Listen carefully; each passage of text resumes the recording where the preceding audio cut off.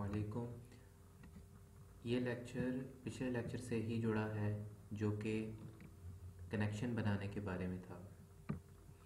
इस कनेक्शन के अंदर मैं आपको थोड़ा सा एडवांस लेकर जाऊंगा कि हम कनेक्शन तो हमने बना लिया और वो एग्जीक्यूट भी हो रहा है, कनेक्शन बन रहा है। अब अगर आपसे ये क्वेश्चन किया जाए कि आपके पास एक एप्लीकेशन है जिसके अंदर 20 फॉर्म है, मतलब 10 फॉर्म है, 50 फॉर्म है, 100 फॉर्म है, ठीक है, और हर फॉर्म में ज़ाहिर सी बात है आपको कनेक्शन की ये जो कोड है, ये वाला भी और ये जो 2 लाइनें हैं, ये आपको हर फॉर्म में ऐड करनी पड़ेंगी। जैसे मेरे पास यहाँ पर एक combinations.cs का फॉर्म है, मैंने उसके अंदर ये कोड ऐड किया हुआ है। उसके बाद मैंने एक नया फॉर्म बनाया menu.cs का, और इसके मैं आपको कोड में दिखाऊँ तो मुझे ज़ाहिर सी बात है यहाँ पर भी मुझे ऐड करना पड़ा ये कोड।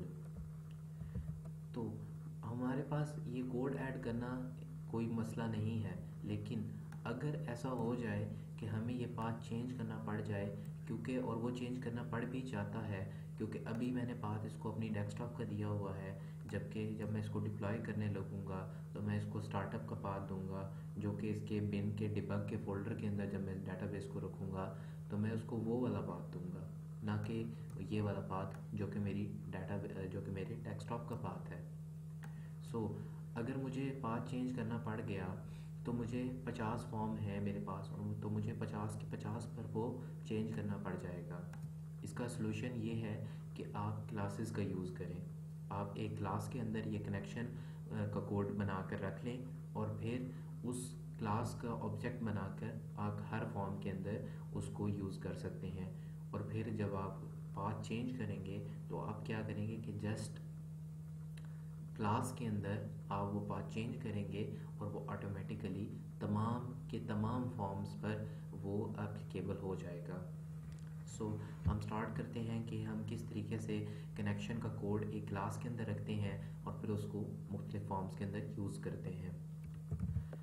मैंने यहाँ पर एक क्लास बना कर रखी हुई है जिसके अंदर मैंने सेम कोड रखा हुआ है। अब यहाँ पर मैं क्लास को ऐड करता हूँ, मैं डायरेक्टली उसको भी ऐड कर सकता हूँ, लेकिन आपको सिखाने के लिए मैं यहाँ पर मैन्युअली सारा परफॉर्म करता हूँ।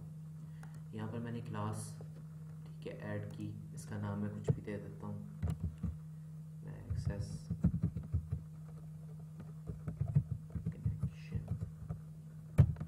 एक्सेस कनेक्शन मैंने इसका नाम दे दिया और इसको मैंने ऐड कर दिया। ठीक है, आपके पास ये क्लास ऐड होगी। अब आपने क्या करना है, सबसे पहले तो इस क्लास के अंदर आपने एक ऑब्जेक्ट बनाना है OLEDP कनेक्शन का, लेकिन उससे पहले भी आप ये ऑब्जेक्ट बनाने से पहले आप जानते हैं कि आपको एक नेम स्पेस ऐड करवानी पड़ेगी यूजिंग system.data.olgp। अब आप इसका ऑब्जेक्ट बना सकते हैं इस क्लास का, इस नेम स्पेस का।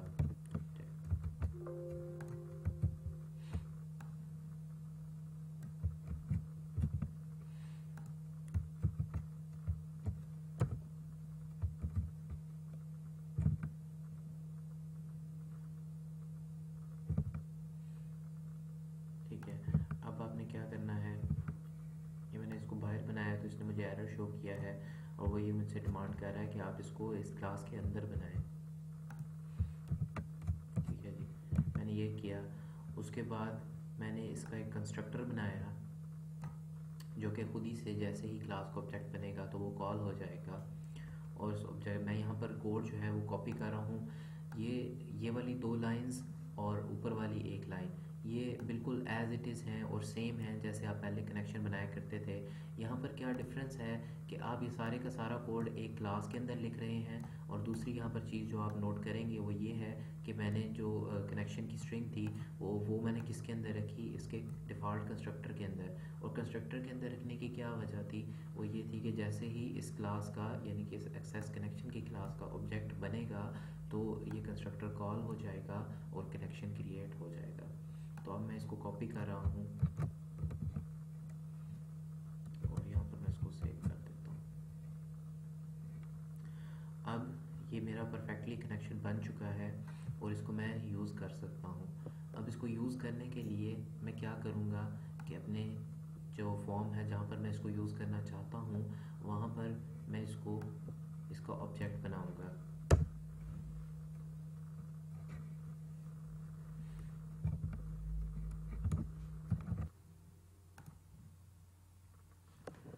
अब क्या है कि मैं यहाँ पर उस क्लास का ऑब्जेक्ट बनाने लगा हूँ। यहाँ पर मैं उसका रेफरेंस वेरिएबल बनाऊँगा सबसे पहले। एक्सेस कनेक्शन, ये देखिए यहाँ पर मुझे वो ये दे रहा है, ये हमारी क्लास है एक्सेस कनेक्शन जो कि मैंने अभी बनाई है, और इसका मैं एक्सेस कनेक्शन के नेम से एक रेफरेंस वेरिएबल क्रिएट करने लगा हूँ, जिसको मैं इनिशियली नल कर देता हूँ। उसके बाद आपने ये 2 लाइंस भी रिमूव कर देनी है, और इसकी जगह पर आपने इसका ऑब्जेक्ट अब क्रिएट आप करेंगे, access connection is equal to new access connection. अब आपने सक्सेसफुली उसका ऑब्जेक्ट क्रिएट कर लिया है।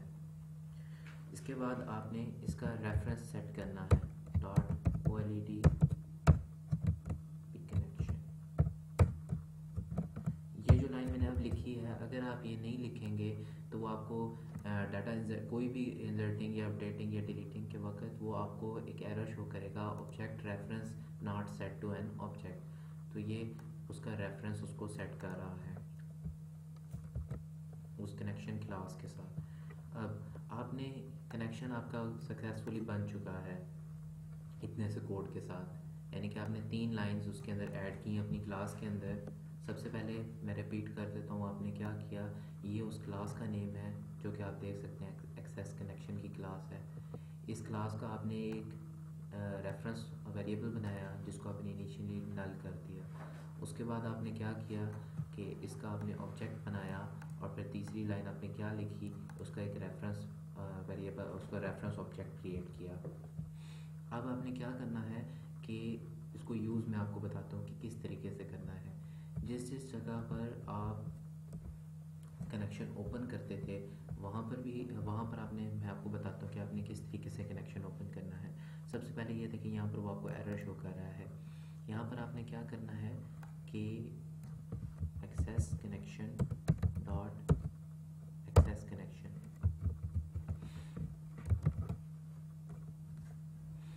Access connection dot access connection, ये पैरामीटर आपने पास करना है, तो आपकी क्यूरी ओके हो जाएगी। और इसी तरीके से हर जगह पर आपने ओपन करते वक्त भी और सिमिलरली क्लोज करते वक्त भी आपने यही काम करना है। इसको पेस्ट कर दिया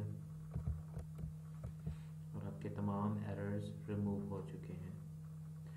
अब आपका फॉर्म परफेक्ट हो चुका है। मैं दोबारा से इसको रन करूँगा तो ये सेम उसी तरीके से वर्क करेगा।